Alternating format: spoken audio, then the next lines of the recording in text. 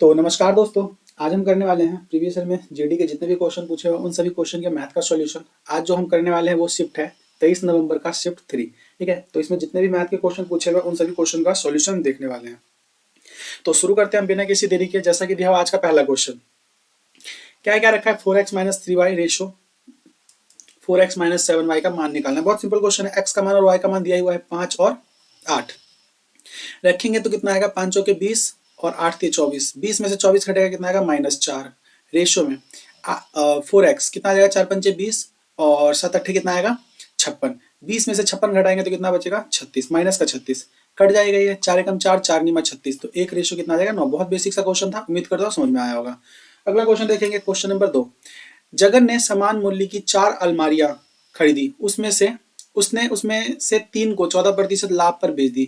चौथी अलमारी उसने के प्रतिशत लाभ पर बेची। यदि कुल 15% लाभ हुआ तो के का मान क्या होगा। देखो सिंपल क्वेश्चन है। मान लेता हूं मैं 100 रुपए की अलमारी रही होगी, 4 अलमारी खरीदी थी उसने। ठीक है, 100 रुपए की 4 अलमारी खरीदी, कुल कितने रुपए का हो गया 400 रुपए का। 3 को उसने 14% लाभ पर बेचा, यानी कि 114 रुपए का बेचा, इसको भी 114 रुपए का बेचा, इसको भी 114 रुपए का बेचा। ठीक है ना। अब इसको कितने प्रतिशत के लाभ पर बेचे कि कुल पर उसे कितने प्रतिशत का लाभ हो, 15%। 15 चौके 60, कितने का बेचेगा 460 का। ये इन तीनों को जोड़ेंगे कितना आ गया 342 आ गया। 4 अलमारी को बेच के 460 रुपए लिया, 342 तो यहाँ से इसको मिल गया है, तो कितना रुपए लेगा यहाँ से 118 रुपए। यानी 100 के सामान को कितने में बेच दिया 118 में, तो कितने परसेंट का लाभ 18% का लाभ। बहुत बेसिक सा क्वेश्चन था। एक और भी तरीका हो सकता है इसको सॉल्व करने का। मान लेता हूँ मैं एक अलमारी का एक रुपए है ना, 4 रुपए जाएगा, तो इस पे कितने प्रतिशत लाभ ले रहा है वो 14%। इस पे कितना प्रतिशत 14%, इस पे कितना 14, इस पे कितना प्रतिशत लाभ लेके कुल पर उसे 15%, यानी 15 चौके 60, 14 कितना आ जाएगा 42% तो उसने ले लिया है। उधर जाके घटा देंगे, इसमें से हम 42% घटा देंगे तो कितना आ जाएगा 18%। तो एक अलमारी है ना, ये एक से डिवाइड कर देंगे तो 18 आ जाएगा। ऐसे भी सॉल्व कर सकते हो, दोनों मेथड आसान है। अगला क्वेश्चन देखेंगे, क्वेश्चन नंबर कितना आ जाएगा 3। एक लड़की अपनी सामान्य चाल से 3/5 से चलते हुए अपने कार्यस्थल पर 1 घंटा 30 मिनट की देरी से पहुंचती है, उसकी यात्रा का सामान्य समय कितना होगा। देखो बहुत सिंपल क्वेश्चन है। उसकी स्पीड कितनी थी 5, अब चल कितने से रहे 3, तो जाहिर सी बात है पहले उसको 3 टाइम लगता होगा, अब कितना टाइम लगेगा उसे, पहले उसे 3 टाइम लगता होगा, अब कितना टाइम लगेगा 5। इनवर्सली प्रोपोर्शनल होता है। कितना एक्स्ट्रा टाइम लग रहा है 2 एक्स्ट्रा टाइम। यही 2 बराबर कितना दिया हुआ है 90 मिनट। तो देखो 2 बराबर 2 एक्स्ट्रा टाइम लग रहा है, 2 बराबर 90, तो 3 बराबर कितना आएगा, तो 45 दूनी 90, 3 बराबर कितना आएगा 135। ठीक है, 135 मिनट, जो कि क्या कह सकते हैं हम 2 घंटे और 15 मिनट। ठीक है, बहुत सिंपल क्वेश्चन है। देखो डिस्टेंस तो बराबर ही है ना, पहले 5 की चाल से चलता था, 5 की चाल से चलती थी तो 15 किलोमीटर, 5 थी 15 किलोमीटर। अभी 3 की चाल कर दी तो 5 टाइम लगेगा, तो 5 थे 15। ठीक है, तो डिस्टेंस बराबर है तो टाइम एक्स्ट्रा लग जाएगा। अगले क्वेश्चन की बात करते हैं, क्वेश्चन नंबर 4। किसी खराबी की वजह से नितिन एक ऊनी जैकेट को उसके क्रय मूल्य से 10% कम मूल्य पर बेचता है। देखो क्रय मूल्य से 10% कम मूल्य पर, यानी कि 10 के सामान को उसने कितने में बेच दिया 9 में बेच दिया। ठीक है, और यदि उसने उस जैकेट को 500 रुपये अधिक में बेचा होता तो उसे 15% लाभ होता। यानी कि 15% लाभ होने का मतलब, मैं इसको थोड़ा सा अलग तरीके से लिख देता हूँ मैं, 100% का सामान 90% में बेच दिया। अगर उसने कितना रुपये एक्स्ट्रा में बेचा होता 500 रुपये अधिक में बेचा होता, तो इसको कितने का लाभ होता है 15%। 15% मतलब 115% मिलते। तो एक बात, तो कितना एक्स्ट्रा में बेच रहा है वो 25%, और 25% और रुपए में कितना एक्स्ट्रा है 500। ठीक है, तो हमसे पूछा है लागत मूल्य कितना है 100% का मान। 4 से इधर भी गुना कर दो, 4 से इधर भी गुना कर दो, कितना आ जाएगा 100% का जो वैल्यू आएगा 5 चौके 20, 2000 रुपए। ठीक है, तो जैकेट का जो लागत मूल्य हो कितना है 2000। ऑप्शन नंबर 2 करेक्ट हो जाएगा। अगला क्वेश्चन देखते हैं, क्वेश्चन नंबर 5। यदि 7 अंकों की संख्या 5, 7, 2, 8, 2, P9 दिया हुआ है, 11 से पूर्णतः विभाज्य है, तो 11 माइनस P का मान निकालना है। बहुत सिंपल क्वेश्चन है। देखो 11 का डिविजिबिलिटी क्या कहता है, ऑड प्लेस का सम माइनस में इवन प्लेस का सम, है ना। इनका जो डिफरेंस है वो कितना आना चाहिए, या तो 0 आना चाहिए या 11, या 11 का कोई मल्टीपल। तो देखो क्या हम जोड़ लेते हैं, 9, 2, 11, 11 और 2 कितना आएगा 13, 13 और 5 कितना आएगा 18, माइनस में 7, 8, 15, 15 माइनस 15 प्लस P, इसको घटाएंगे, इसका मान कितना आना चाहिए 0 या 11 या 11 का कुछ मल्टीपल। तो देखो सॉल्व कर लेते हैं, तो कितना आ जाएगा 18 माइनस 15 माइनस P बराबर में 0। P माइनस उधर आके प्लस, 18 में से 15 गया तो कितना आएगा 3। P का मान कितना 3। अगर हमारा कंडीशन ये 0 पे सेटिस्फाई हो रहा है, P का मान 3 आ रहा है और यूनिट है, तो बहुत इजीली सॉल्व हो जाएगा। तो 11 में से 3 घटा देंगे, 11 माइनस 3 कितना आ जाएगा 8। तो इसका वैल्यू कितना हो जाएगा, ऑप्शन नंबर 2 करेक्ट हो जाएगा। अगला क्वेश्चन देखते हैं, क्वेश्चन नंबर 6। ठीक है, क्वेश्चन नंबर 6 में क्या दिया हुआ है, ए किसी कार्य को 15 घंटे में और बी उसी काम को 30 घंटे में पूरा करता है। ए द्वारा 5 घंटे कार्य करने के बाद शेष काम को पूरा करने के लिए बी भी ए के साथ शामिल हो जाता है। शेष काम कितने समय में पूरा हो जाएगा? देखो बहुत सिंपल क्वेश्चन है। ए किसी काम को कितने 15 घंटे में, ठीक है, ए किसी काम को 15 घंटे में, बी उसी काम को 30 घंटे में पूरा करता है। एलसीएम लेंगे कितना आएगा 30, ए की एफिशिएंसी 2 यूनिट प्रति घंटे काम करता होगा और बी की एफिशिएंसी कितनी आ जाएगी 1। अब ए ने कितना 5 घंटे काम किया, तो 5 घंटे काम किया तो 10 काम कर दिया उसने, तो 30 में से घटा दो, 30 में से 10 घटा देंगे तो अब कितना काम करना है 20। अब 20 काम को ये दोनों मिलके कर रहा है, तो 1 घंटे में 3 काम कर रहा है, कितना टाइम लग जाएगा 3 6 18 सही 2/3 आवर। ठीक है, यही क्या होगा हमारा आंसर हो जाएगा। मतलब ये देखो 6 घंटे मिनट में दे रखा ना, आवर है तो देखो 6 घंटे तो पूरा हो जाएगा और 2/3 को मिनट में बदलने के लिए 60 से गुणा कर दो, तो 20 20 दूनी कितना आ जाएगा 40, तो कितना आ जाएगा 6 घंटे 40 मिनट। यही अपना आंसर होगा क्वेश्चन नंबर 6 के लिए ऑप्शन नंबर 3 करेक्ट होगा। अगला क्वेश्चन देखते हैं, बोर्ड मार्क्स का एक सिंपल था क्वेश्चन। देखो आप पहले सॉल्व करते हैं, तो देखो सॉल्व करेंगे आप तो 8 थी कितना आएगा 24, तो 8 माइनस में 4/8 थी 24 लिख दो, कोई फर्क नहीं पड़ता। इसको सॉल्व करेंगे ऑफ पहले सॉल्व होगा तो इससे कट जाएगा, कितना आ जाएगा ये 7, ठीक है, डिवाइड बाई कितना आ जाएगा 6, प्लस इसको सॉल्व करते हैं तो पहले क्या होगा डिवाइड सॉल्व होता है, डिवाइड सॉल्व होता है तो डिवाइड ऊपर जाके मल्टीप्लाई बन जाएगा, तो ये कितना आ जाएगा ये 3 6 18 18 थी कितना आ जाएगा 54 गुने में कितना आ जाएगा ये 54 गुने में 1/6। सॉल्व कर लेते हैं इसको, ये डिवाइड में, ठीक है 6 है यहाँ पे, सॉल्व करते हैं इसको 4 एकम 4 4 6 24 कितना आ गया 8 माइनस में 1/6 प्लस में 7/6 प्लस में ये कितना आएगा 6 कम 6 6 निमा 54 प्लस में कितना आ जाएगा 9, 8 में से 9 गया तो कितना बचेगा 1, और यहाँ पे ध्यान से देखो ये कितना बन रहा है 8 और 9 कितना आ जाएगा 17 प्लस में देखो ये बटे में क्या है दोनों बराबर है ना हर, तो घटा दो 7 में से 1 गया तो कितना हो जाएगा 6/6 सॉल्व हो जाएगा, 1 आएगा 17 में 1 जोड़ेंगे कितना आ जाएगा 18। तो ये बोर्ड मार्क्स का है, आपको ये खुद से ट्राई करना चाहिए, ऑप्शन नंबर 3 इसके लिए करेक्ट हो जाएगा। अगला क्वेश्चन देखते हैं क्वेश्चन नंबर 8। एक पिगी बैंक में 1 के सिक्के 2 के सिक्के और 5 के सिक्के 5:9:4 के अनुपात में है। यदि पिगी बैंक में कुल 860 रुपए है तो उसमें 5 के कितने सिक्के हैं? देखो बहुत सिंपल क्वेश्चन है ये भी। एक का सिक्का का कितना वैल्यू दिया 5, 5 सिक्के हैं, 2 के कितने सिक्के हैं 9 और 5 के 4, तो मैं इसको गुना कर दूंगा ना तो वैल्यू आ जाएगा, वैल्यू का रेशो आ जाएगा, तो 1 से गुना कर दो, ये 9 रेशो किसका दिया हुआ 2 के सिक्के का, तो इसको 2 से गुना कर दो इसके 5 से, तो ये वैल्यू का रेशो आ जाएगा 5 एकम 5 फिर 9 दूनी 18, 2 रुपए के सिक्के का वैल्यू कितना आ जाएगा कुल सिक्के का 18 और 5 के 20। अब देखो कितना वैल्यू बन रहा है 5 18 38 और 5 कितना आ जाएगा 43, तो इसी का ही मान देखो 860 रुपए जो दिया हुआ है कितने का मान दिया हुआ है 43 का, डिवाइड करेंगे 1 का मान 20 आ गया, तो 1 रुपए के कितने सिक्के हैं 20 पंचे 100 रुपए हैं, फिर 18 रुपए के सॉरी 2 रुपए के कितने सिक्के हैं, मतलब 2 रुपए के कितने वैल्यू के सिक्के हैं, तो 18 दूनी 36 360 रुपए, और 5 रुपए के कितने सिक्के हैं 20 से गुना करेंगे तो 400 रुपए के सिक्के हैं। अब ये देखो 5 के सिक्के हैं तो 5 से भाग कर दो कितना आ जाएगा 80, तो 80 सिक्के होंगे, है कि नहीं, तो यही हमारा क्या हो गया आंसर हो गया क्वेश्चन नंबर 8 के लिए ऑप्शन नंबर 4 करेक्ट हो जाएगा। अगले क्वेश्चन की बात करते हैं क्वेश्चन नंबर 2।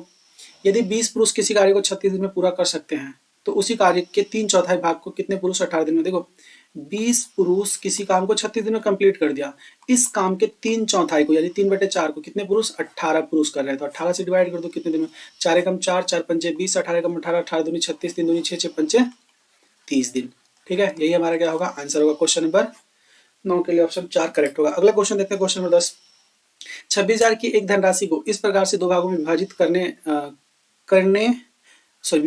करने उधार दिया जाता है ना, कि पहली भाग पर 5% वार्षिक की दर से 3 वर्ष में प्राप्त ब्याज, दूसरी भाग पर 6% वार्षिक ब्याज की दर से 4 वर्ष में प्राप्त ब्याज बराबर है। देखो ब्याज बराबर है तो देखो 5% की दर से कितने साल 3 साल, तो मैं मान लेता हूँ एक x में बांटा होगा एक y में बांटा होगा, तो x का क्या बोला है 15% बराबर है y के, देखो इसको कितने y को कितने में 6% में दिया हुआ है और 4 साल के लिए, तो 6 चौक 24%, तो x y का रेशो कितना आ जाएगा 24 बटे में कितना आ जाएगा 15, काटे तो इसको 3 से 3 अट्ठे 24 3 पंचे 15, यानी कि 26,000 को बांटना है कितने में 13 भागों में, और हमसे पूछा क्या है पहला भाग यानी x का मान 8 का मान कितना होगा, तो 13 दूनी 26, 2000 को 8 से गुणा करेंगे 8 दूनी कितना आ जाएगा 16,000, यही क्या होगा हमारा आंसर होगा। तो क्वेश्चन नंबर में बात कर दो 10 के लिए ऑप्शन नंबर 4 करेक्ट हो जाएगा।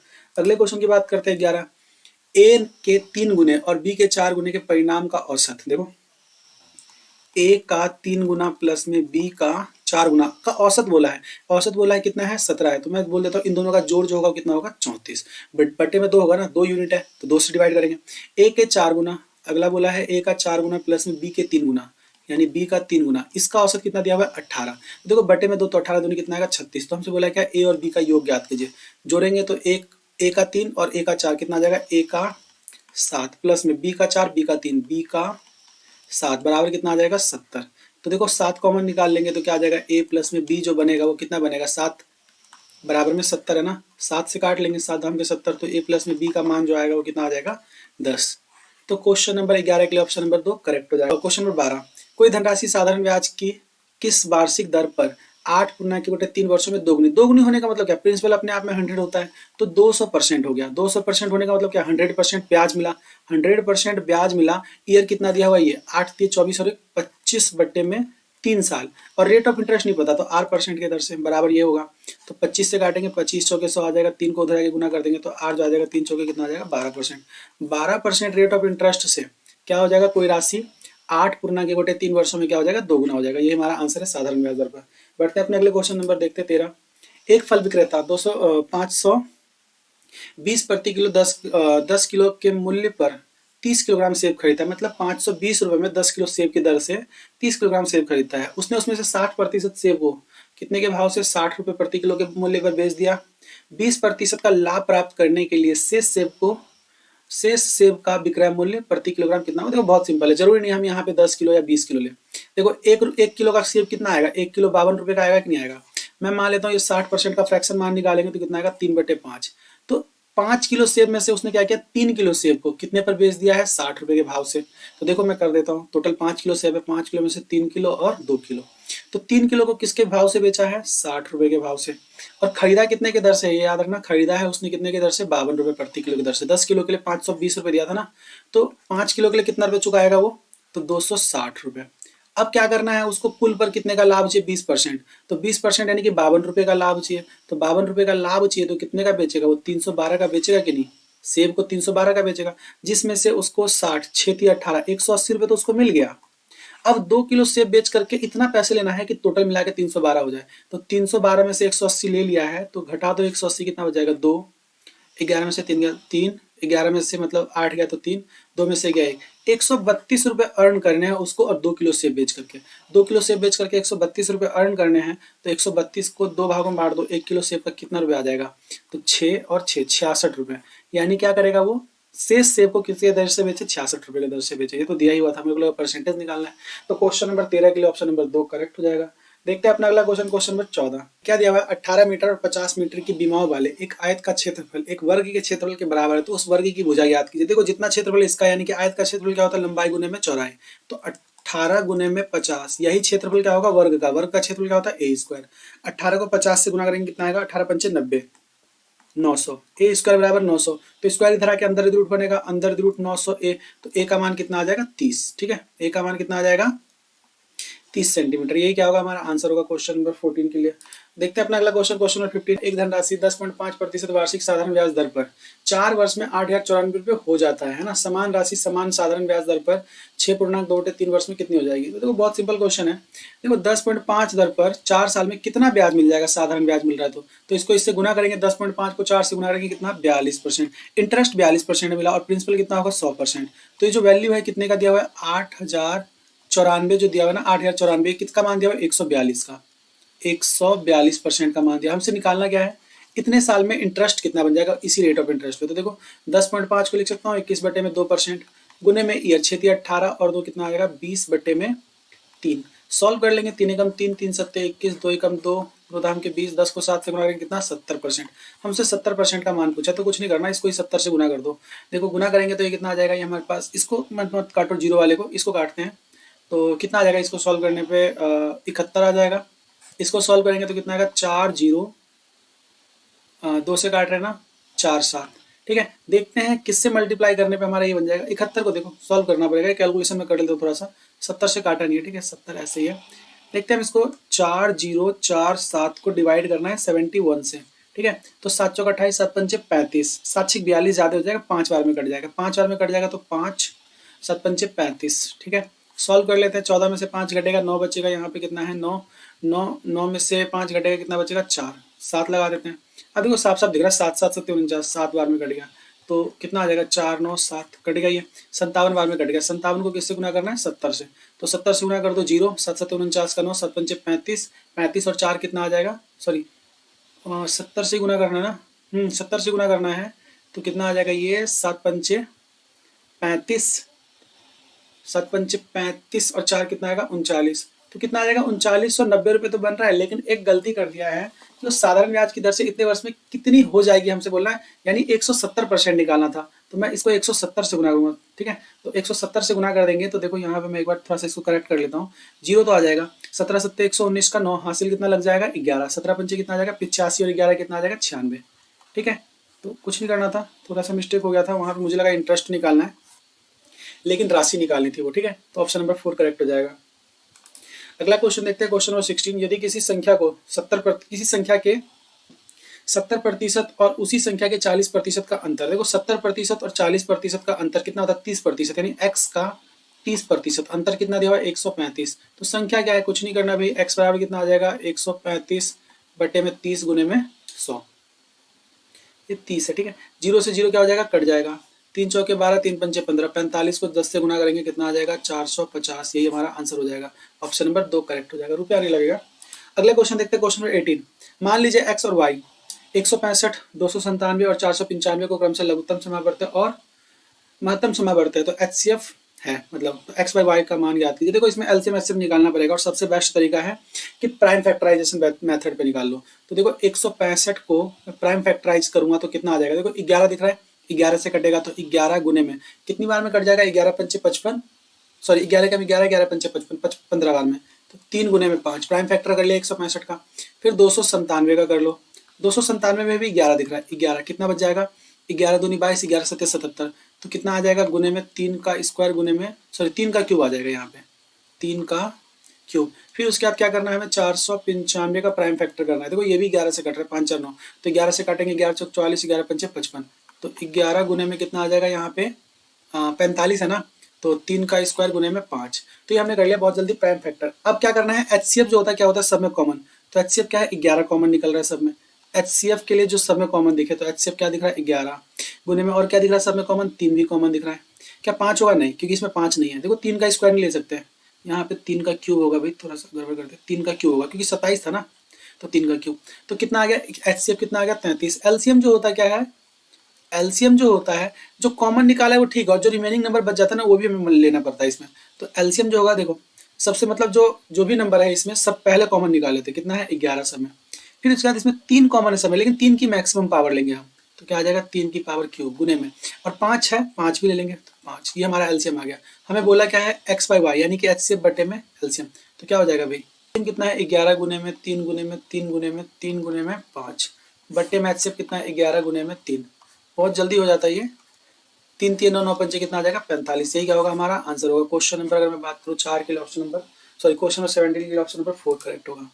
18 क्वेश्चन नंबर देखते हैं, क्या दिया हुआ है 16 संख्याओं का औसत कितना है 24.5 है। यदि पहली 6 संख्याओं का औसत कितना दिया हुआ है 20.5 और अंतिम 5 संख्याओं का औसत कितना दिया हुआ है 32.4, तो शेष संख्याओं का औसत क्या होगा। देखो ये बहुत ही आसान क्वेश्चन है, लेकिन इसको बहुत लेंथी मेथड से किया जाता है। देखो मैं जो तरीका बता रहा हूँ समझना, किस क्या दिया हुआ है 6 संख्याओं का औसत है ना इतना, तो बात इसने 6 ने सबने कितना कितना नंबर छोड़ा है, सबने कितना कितना नंबर छोड़ा है 4 4 नंबर छोड़ा है। 4 4 नंबर क्या होगा, जो शेष नंबर है ना उनको मिल जाएगा ये, तो 4 4 नंबर मिल जाएगा, कितनी संख्याओं से 6 संख्या से। ठीक है, अगला देखते हैं जो 5 संख्या है वो क्या कर रहा है एक्स्ट्रा लेके जा रहा है, तो घट जाएगा। देखो ये जो रिमेनिंग 5 और 6 11, टोटल नंबर कितना था 16, जो 5 संख्या है ना इनका अपना औसत जो होगा वो 24.5 तो होगा ही होगा। ठीक है, साथ ही आपने यहाँ पे डेविएशन देख लेते कितने का आ रहा है, तो 6 संख्या ने सबने 4 4 नंबर छोड़ा वो इसको मिल जाएगा। फिर ये एक्स्ट्रा लेके जा रहा है, कितना एक्स्ट्रा लेके जा रहा है वो घट जाएगा, कितना एक्स्ट्रा लेके जा रहा है 24.5 से 32 पॉइंट। देखो अगर ये मान लो मैं क्या कहता हूँ इसको रहता ये 24 पॉइंट कितना रहता 4 रहता, तो मैं कहता 8 का अंतर, लेकिन अभी जो अंतर है वो कितने का आ जाएगा 7.9 का, इंटू में कितने नंबर है 5। सॉल्व कर लो इसको, तो 5 में 45 का 5, 5 सत्ते कितना आ जाएगा 35, 35 और 4 कितना आ जाएगा 39.5, माइनस हो जाएगा 4 6 24, तो ये घटेगा। ठीक है, 24 में से 39.5 घटाएंगे तो कितना आ जाएगा 15.5, 15.5। अभी बताओ ये 5 नंबर में क्या हो जाएगा घट जाएगा, इतना इनमें से घट जाएगा डेविएशन, तो 5 दिए 15 और 5 से कम कितना आएगा 5, 3.1 कम कर लो इसमें से, 3.1 घटा दो कितना आ जाएगा 4 1 2, कितना आ जाएगा 21.4। इतना ही सॉल्यूशन होता है इसका, और कुछ नहीं करना होता है इसमें, बढ़ते हैं अपने अगले क्वेश्चन की तरफ। Question number 19। एक खुदरा व्यापारी 20% छूट पर एक वस्तु खरीदता है और उसे 2200 में बेचकर 10% लाभ अर्जित करता है। देखो 2200 में बेचा तो क्या हुआ, 10% लाभ। इसका मतलब क्या है भाई, 10% लाभ का मतलब 10 का सामान को उसने कितने में बेच दिया, 11 में। तो 11 का मान दिया हुआ कितना, 2200। तो 10 का मान कितना होगा, 2000। 2000 ठीक है, 10 का मान कितना होगा, 2000। यानी वो 2000 रुपये में क्या करता है, खरीदता है। अब ये जो खरीदा था ना, इसको कितने का छूट मिला था, 20% का। 20% का छूट का मतलब क्या है, 5 का सामान उसने 4 में ले लिया। 4 बराबर 2000, तो 5 बराबर कितना आएगा। तो हमसे पूछा क्या है, छूट कितने का मिला, तो 1 का छूट मिला। 4 बराबर 2000, तो 1 बराबर कितना आएगा, 2000 बटे में 4, 4 पंचे 20, 500। तो छूट कितने का आ जाएगा, 500 रुपये का। ऑप्शन 3 करेक्ट हो जाएगा। अगला क्वेश्चन देखते हैं, क्वेश्चन नंबर 20। किसी वस्तु पर 12% और 10% की दो क्रमिक छूट है ना दी जाती है। यदि वस्तु का अंकित मूल्य कितना है, 3500, तो वस्तु का विक्रय मूल्य क्या होगा। देखो बहुत सिंपल क्वेश्चन है। 3500 की राशि है, 10% का छूट मिला, यानी कि 9 का विक्रय कितने का सामान, 10 का। 12% का छूट का मतलब क्या है, 22 का विक्रय कितने का सामान, 50 का। 0 से 0 कट गया, 25 से भी कट जाएगा। 25 से कम 25, 10 बच गया, 25 चौके 100। 9 से गुना करेंगे तो कितना आ जाएगा, 22 निमा कितना होता है, 22 निमा 198 और गुने में 14। ठीक है, 14 अट्ठे 112 का 2 हासिल कितना लग जाएगा, 14 अट्ठे 112 का 2 हासिल लग जाएगा 11। 14 निमा 126 और 11 137 हासिल 13। 14 कम 14 और 13 कितना आएगा, 27। तो कितना आ जाएगा, 2772 रुपये। ऑप्शन नंबर फर्स्ट करेक्ट हो जाएगा। अगले क्वेश्चन की बात करते हैं, क्वेश्चन नंबर 21। यदि किसी आयत की लंबाई और चौड़ाई को दोगुनी किया जाता है तो इसका परिमाप कितना हो जाएगा, कुछ नहीं होगा, दोगुने ही हो जाएगा परिमाप। देखो कैसे हो जाएगा, जैसे मान लो 10 था, आयत का लंबाई 10 और चौड़ाई भी मैं मान लो तो 10 ही मान लो, वर्ग ही मान लो, क्या फर्क पड़ता है। क्या कर दिया, दुगनी, यानी कि 20 कर दिया लंबाई और 20 कर दिया चौड़ाई। तो कहता हूँ परिमाप क्या होता है, 2 गुने एल गुने बी, यानी एल गुने बी कितना, 20। फिर बराबर करेंगे यहाँ पे 2 एल जमा बी, यानी कि एल लंबाई भी 20 और ये भी 20, 20 20 40। इसका रेशो बोला है। देखो 2 से 2 तो कट ही जाएगा, 20 से कम 20, 20 दूनी 40, 1 से क्या हो जाएगा 2। तो परिमाप भी क्या हो जाएगा, 2 गुना। सिंपल क्वेश्चन था। बढ़ते अपने अगले क्वेश्चन नंबर 22। 90 किलोमीटर प्रति घंटे की चाल से चल रही एक ट्रेन एक निश्चित दूरी को तय करने में 50 मिनट का समय लेती है। मतलब 50 मिनट में कोई दूरी तय कर लेती है। यदि चाल को 33% वृद्धि हो जाए तो उस दूरी का, तो उस दूरी की 2/4/5 गुनी दूरी को तय करने में कितना टाइम। तो बहुत सिंपल क्वेश्चन है। देखो 90 किलोमीटर की दूरी कितने देर में, 60 मिनट में। तो मैं कहूँगा 50 मिनट में कितनी दूरी तय कर लेगी, तो 50 मिनट में इसके द्वारा तय की गई जो दूरी होगी, सिंपल सी बात है। यहाँ पे करना क्या है, हमें 6 से भाग देना है और गुना कर देना है। सॉरी 6 से मत भाग दो यहाँ पे, हाँ 6 से भाग दे दो और 5 से गुना कर दो। ठीक है, भाग देंगे तो 15 6 90, 15 को 5 से गुना करेंगे तो कितना आएगा, 75। यानी कि वो कितना दूरी तय कर लेता है 50 मिनट में, 75। अब बोल रखा है 75 का 5 दूनी 10, सॉरी 5 दूनी 10 और 4 14 बट्टे में 5 दूरी, 14 बट्टे में 5 दूरी। और स्पीड बढ़ा के कितना कर दिया है, अब स्पीड बढ़ा के 33.1/3, यानी कि स्पीड 3 रहा होगा तो 4 कर दिया। 3 का मान कितना है, 90, तो 4 का मान कितना होगा, 120। अब 120 की गति जा रहा है, उसी दूरी को तय करने में कितना टाइम लगेगा। देखो 15 पंचे 75, 15 अट्ठे 120। ठीक है, 5 से 5 क्या हो गया, कट गया। काटेंगे तो कितना आ जाएगा, 7 बट्टे में 4। इसको सॉल्व कर लेंगे तो कितना आ जाएगा, 1 घंटे 3 बटे में 4। देखो 3 बटे में 4 को आवर में बदलना है, 60 से गुना करते हैं 15, 15 थी कितना आ जाएगा, 45। 1 घंटे 45 मिनट, यही क्या होगा, हमारा आंसर होगा। ठीक है, तो क्वेश्चन नंबर 22 के लिए ऑप्शन 3 करेक्ट हो जाएगा। अगले क्वेश्चन की बात करते हैं, क्वेश्चन नंबर 23 भी बहुत सरल प्रश्न है। देखो 1 बटे में 5, डिवाइड को गुना करते हैं तो 4 बटे में 3, लेकिन ऑफ पहले करते तो इसके साथ भी क्या हो जाएगा, ये 5 बटे में 2, प्लस में 1 बटे में 5 गुने में 5 बटे में 6 माइनस में 2 बट्टा 3। 5 से 5 कट जाएगा, 2 से काटेंगे, सॉरी 2 एकम 2, 2 दूनी 4, 5 से 5 कट जाएगा, कितना आ गया, 2 बट्टा 3, प्लस में यहाँ पे 1 बट्टा 6 माइनस में 2 बट्टा 3, 2 बट्टा 3 से 2 बट्टा 3 कट गया, आंसर क्या है, 1 बट्टा 6। ऑप्शन 4 करेक्ट हो जाएगा। अगले क्वेश्चन की बात करते हैं, क्वेश्चन नंबर 24। ए का वेतन बी के वेतन से 10% कम है। देखो भाई ए बी और सी दिया हो तो लिख देता, और बी का वेतन सी के वेतन से 25% कम है। सी का वेतन ए के वेतन से लगभग कितना प्रतिशत अधिक है। देखो बहुत सिंपल क्वेश्चन है। ए का वेतन बी से 10% कम है, यानी कि ये कितना रहा होगा, 10, तो ये कितना। फिर क्या कर रखा, बी का वेतन सी के वेतन से 25% कम है, बी का सी से 25% कम, यानी ये 4, तो ये कितना 3। अभी बराबर है तो इसको 10 से गुना कर दो, इसको 3 से गुना कर दो, गुना करेंगे तो ये भी सी 9। ए का 27 इकाई आ गया, बी का कितना आ गया 30, देखो 10% कम है ना, और सी का कितना आ गया 40, तो इसका 25% ये भी कम है। अब बोला क्या है, सी का वेतन ए के वेतन से लगभग कितना प्रतिशत अधिक है, कितना अधिक है, 13 अधिक है ना। 13 कितने पे, 27 पे, गुने में हम क्या करते हैं 100, तो कुछ नहीं करना भाई, 13 100 को भाग दे देना है 27 से। तो 27 पंचे 135 होता है, 27 चौके कितना आ जाएगा, 108। ठीक है। 27 चौके 108, घटाएंगे इसमें से तो कितना बचेगा ये 22, जीरो लगा दो। 27 अट्ठे 116, 27 अट्ठे 216, सॉरी 216 कितना बचेगा 4, पॉइंट लगा के जीरो, 27 से कम 27, 8.1% के आसपास समथिंग आ जाएगा। कौन सा 48 पॉइंट, सॉरी। तो ऑप्शन नंबर 3 करेक्ट हो जाएगा, 48 लगभग पूछा था, निकटतम। देखते हैं अपना अगला क्वेश्चन, क्वेश्चन नंबर 25। ए और बी के आई का अनुपात कितना दिया हुआ है 7:9 और उनके व्यय का अनुपात 13:15। यदि ए और बी क्रमशः 9,000 और 15,000 की बचत करता है तो ये क्या है। देखो क्रॉस प्रोडक्ट मेथड लगा दो, बहुत सिंपल क्वेश्चन हो जाएगा ये। ए और बी का आई 7:9 है, व्यय का अनुपात 13:15 है। क्रॉस प्रोडक्ट लगाएंगे 7 15 सत्ते कितना आएगा, 15 सत्ते 105। देखो डिफरेंस लेंगे हम यहाँ पे माइनस में, 13 117, ये डिफरेंस लेंगे। यही बराबर यहाँ पे कितने का डिफरेंस है, इसका कितना है 9,000 है ना, और ये कितना है 15,000।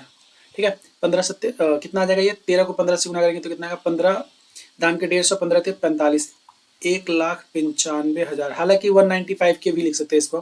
15 निमा कितना आएगा 135, 1,35,000। डिफरेंस ले लेंगे इनका, यही बराबर इनका डिफरेंस कितना आएगा 60,000 ना। तो 15 और 12, 105 और 117 कितने का अंतर, 12 का अंतर, बराबर कितना 60,000, ये 60,000 है। ठीक है, तो 1 यूनिट बराबर कितना आ गया 5,000 आ गया। हमसे पूछा क्या है, हमसे पूछा है ए की आई कितनी, ए की आई 7, तो 1 बराबर 5,000, तो 7 बराबर कितना आएगा 35,000। बी की आई पूछते तो हम वो भी बता देते, 5 नहीं 45,000 बी की आई हो जाता। तो उम्मीद करता हूँ ये समझ में आया होगा। क्वेश्चन नंबर 25 बहुत ईजी सा था। ठीक है, तो आज के लिए इतना ही। Thank you and bye bye.